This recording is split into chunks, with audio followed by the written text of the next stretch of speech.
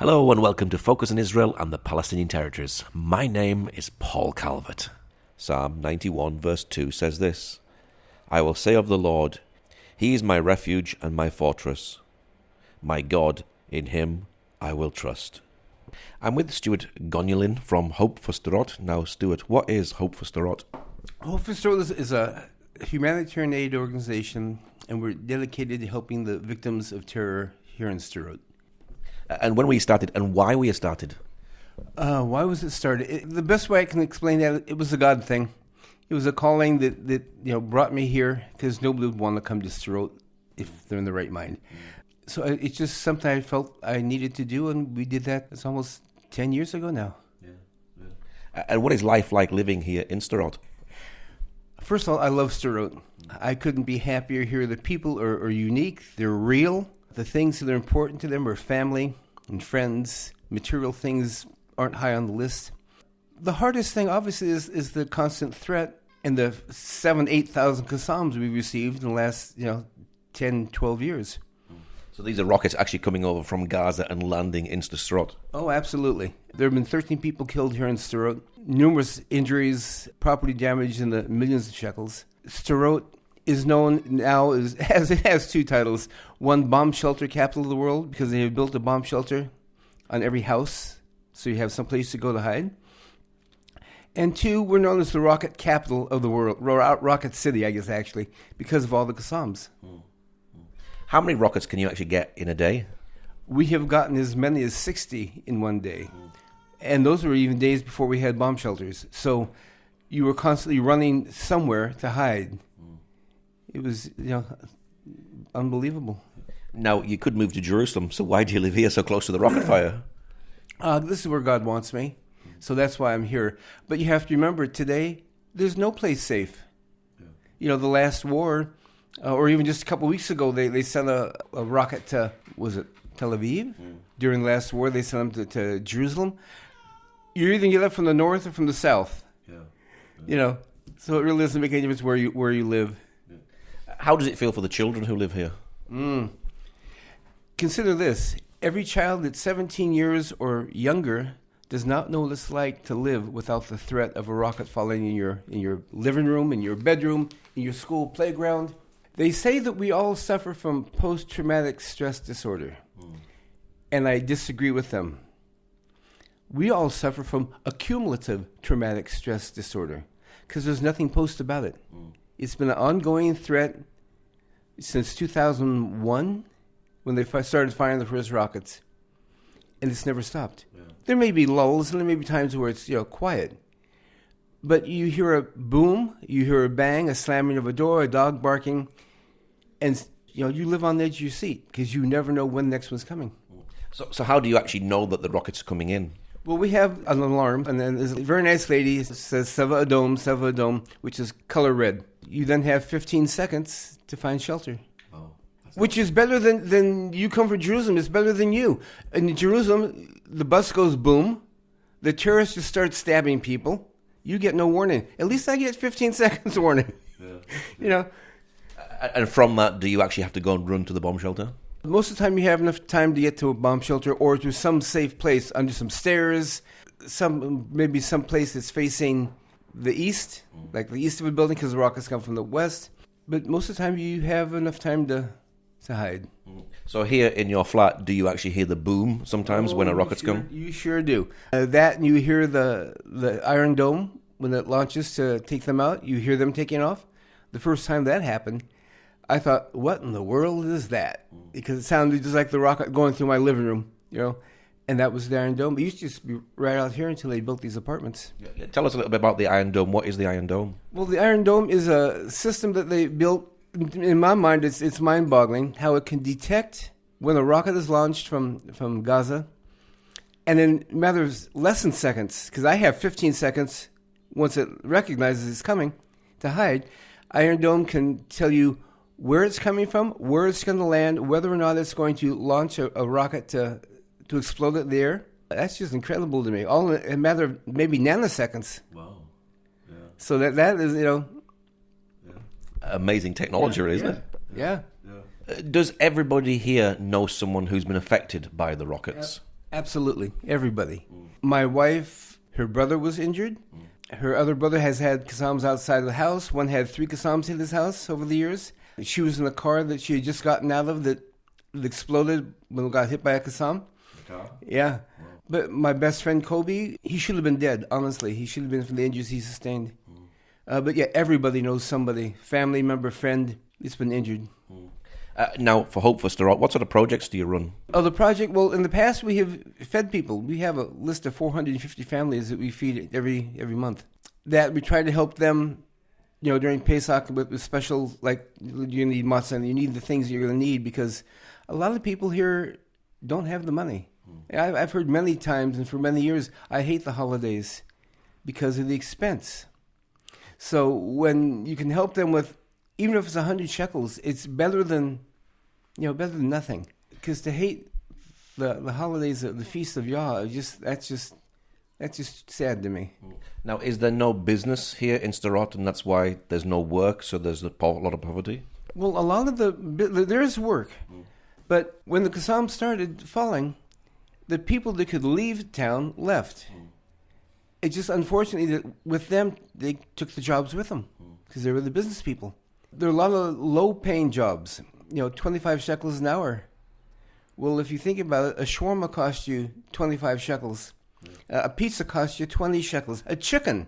Let's get away from fast food and fancy, just basic. A chicken is around 35 shekels. So it takes you almost an hour and a half of, hard labor, really, to earn a chicken. Deodorant, 25 shekels. Yeah. So there are a lot of working poor people. So Sderot has really suffered economically. It has. Yeah. It has. I mean, the city would like to try to change its image, and when you go through the city, you see all the beautiful parks and the flowers, but it doesn't change the fact that for the last 17 years, Sderot's been hit with one Qassam after another. If not today, tomorrow. If not tomorrow, a week from now. So you meet these people. Do you hear that they have suffered from rocket attacks? Do they tell you their stories? Oh, absolutely. Absolutely. One of the people that we helped lost her. He was the first child that was killed in Sderot. Afik, 5 years old, just graduated from kindergarten. His mom was taking him to graduation with a bag full of candy. This was before we had the alarm. Qassam killed the child, and Rudy lost her leg. Yeah. At the funeral, her husband was there grieving, and on the news, they're celebrating in Gaza over what they did. Wow. But yeah, I mean, there are a lot of stories I could tell you about people that that we have met. So other than giving out food, what other projects do you do as well in the project? Well, we give out clothing.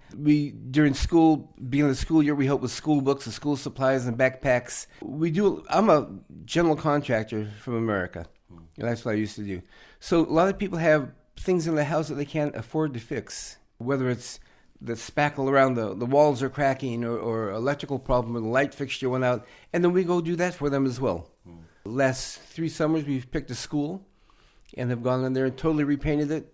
They buy the material, but we supply all the labor and everything else. And so the kids come to school, looks totally different than what they left. Wow.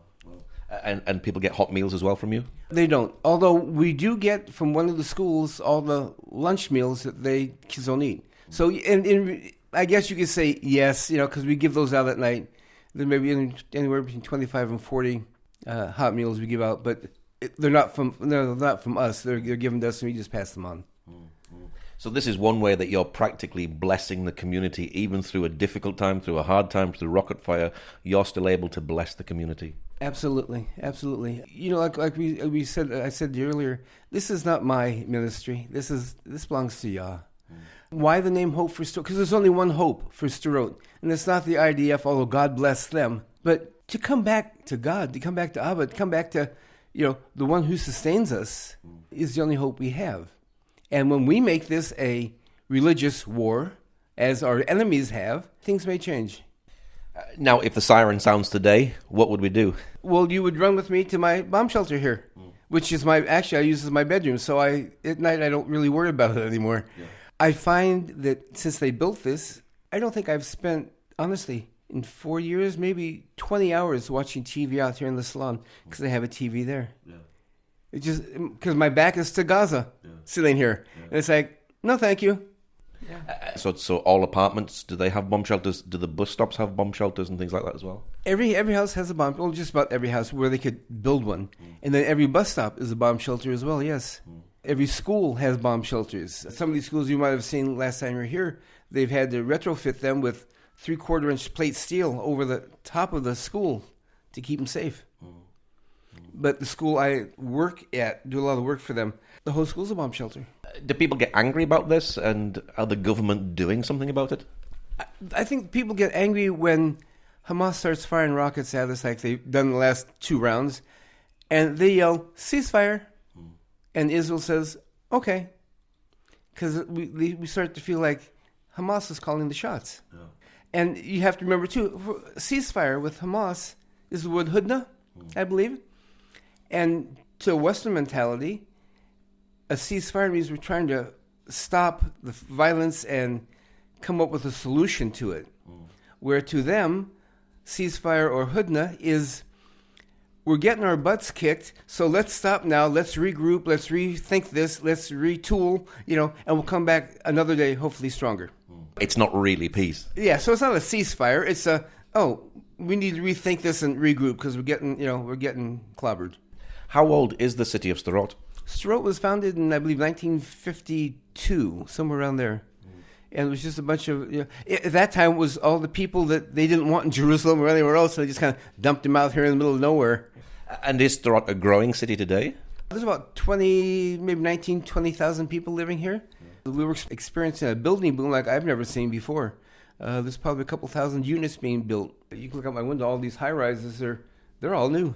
So even though there are rockets coming down on Sderot, the city's booming. Literally.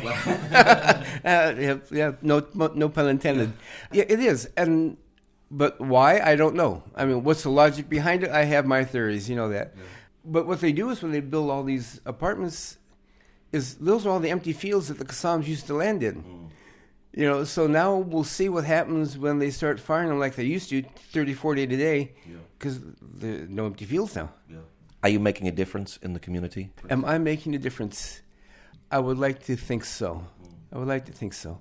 If I can get one person, 2 different ways to look at that. If I can help you, yes, with food, clothing, shelter, keep you in your house for another month because you fell behind on your mishkanta, that's one thing. If I can get you to say thank you to God, if I can get you to recognize that He is there and He's not the one causing all your problems, but He's a loving Father that wants you to, to come return to Him, then that's even better. What's your prayer for the people of Sderot? My prayer for the people of Sderot, I think my prayer would be, you shall love the Lord your God with all your heart, with all your mind, with all your strength, with all your soul. If you can do that, we're halfway home. But you have to love Him with all your heart. So I guess my prayer is that His children would come back to Him and honestly, truly love Him. He'll take care of the rest. Now you have a website for people who'd like to know more about your work. What's your website address? hopeforsderot.com. Very easy. Okay, Stuart, thank you very much. Thank you. If you'd like to know more about our show, you can join us on Facebook. Just look for Focus on Israel-Radio. Ezekiel 37 verse 4-6 says this, Again he said to me, Prophesy to these bones, and say to them, O dry bones, hear the word of the Lord. Thus says the Lord God of these bones, Surely I will cause breath to enter into you, and you shall live. I will put sinners on you, and bring flesh upon you, cover you with skin, and put breath in you, and you shall live. Then you shall know that I am the Lord, and the Jews will receive the real shalom peace.